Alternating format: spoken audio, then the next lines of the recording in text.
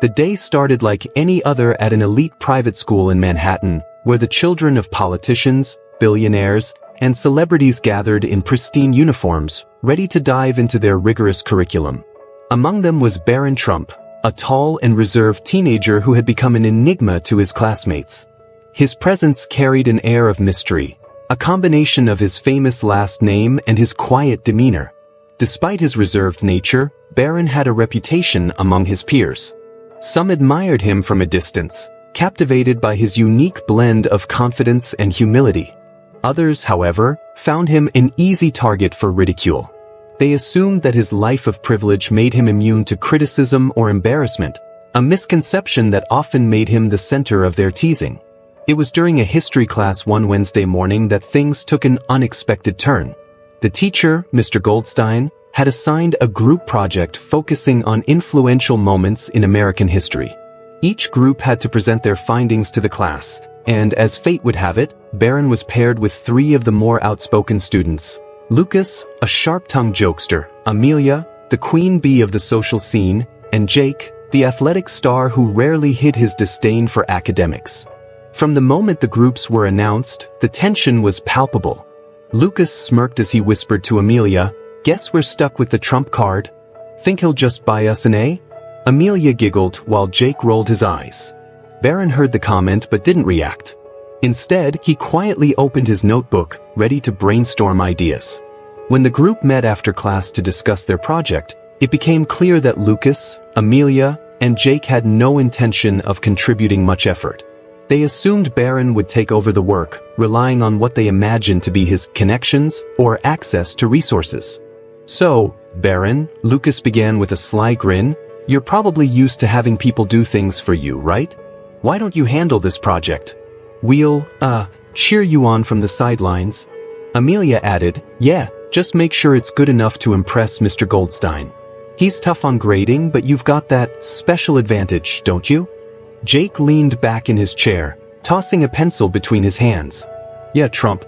Show us what all that money and fame can do." For a moment, Barron looked at them, his expression unreadable. Then, with a calm but firm tone, he replied, "We're a team. If we're going to do this, we're all contributing. Otherwise, it's not happening." Lucas raised an eyebrow, surprised by Barron's assertiveness. "Oh, so you've got a backbone after all. Didn't see that coming." Amelia smirked, leaning in closer. "Fine. Let's see what you've got, Barron. Impress us." The group reluctantly agreed to meet in the school library after hours to work on the project.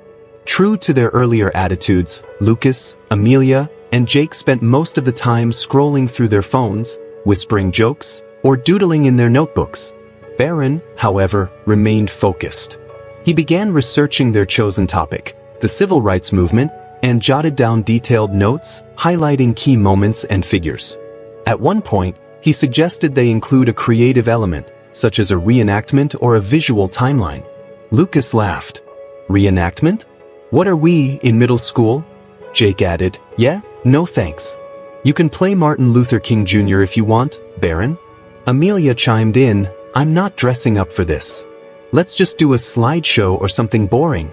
Barron's patience was wearing thin, but he remained composed. "This project isn't just about getting a grade," he said.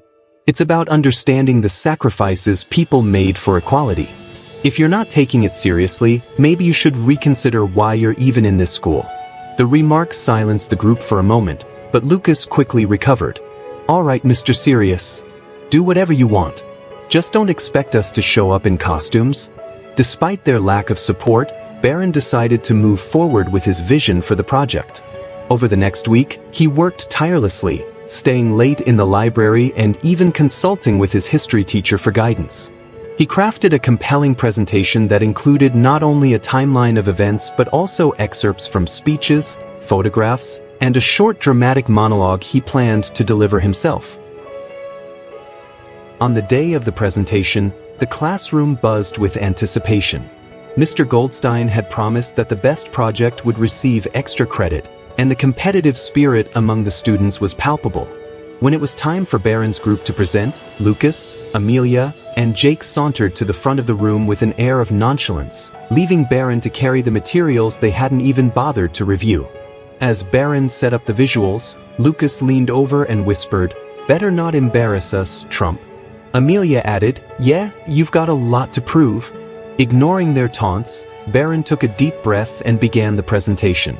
He spoke with clarity and passion, guiding the class through the timeline of the civil rights movement and emphasizing the courage of its leaders. But it was the dramatic monologue that truly captured everyone's attention. Barron had chosen to recite a portion of Dr. Martin Luther King Jr.'s "I Have a Dream" speech, and as he spoke, his voice resonated with a sincerity that silenced even the most cynical students. "I have a dream," Barron declared, his voice steady and strong, "that one day every person, regardless of their background, will be judged by the content of their character, not the color of their skin." The classroom was completely still. Even Lucas, Amelia, and Jake seemed captivated, their earlier mockery replaced by genuine awe. When Barron finished, the room erupted into applause. Mr. Goldstein stood up, clapping enthusiastically. "That," he said, "was one of the most thoughtful and well-executed presentations I've seen in my years of teaching. Well done." As Barron returned to his seat, his classmates murmured their congratulations. Lucas looked at him with a mixture of surprise and begrudging respect. "All right, Trump," he said, "I'll admit it, you nailed it." Amelia added, "Yeah, that was actually impressive." Jake nodded. "You've got guts, man. I didn't think you had it in you." Barron smiled faintly, his quiet confidence shining through. "Thanks," he said simply. In the days that followed, the dynamic between Barron and his classmates began to shift. Lucas, Amelia, and Jake started treating him with more respect, even seeking his input on other assignments. And while Barron remained his usual reserved self, there was a newfound warmth in his interactions with them. The experience taught everyone involved an important lesson. True strength lies not in wealth or status, but in character and determination. And for Barron Trump, it was a moment of triumph that left an indelible mark on those who had underestimated him.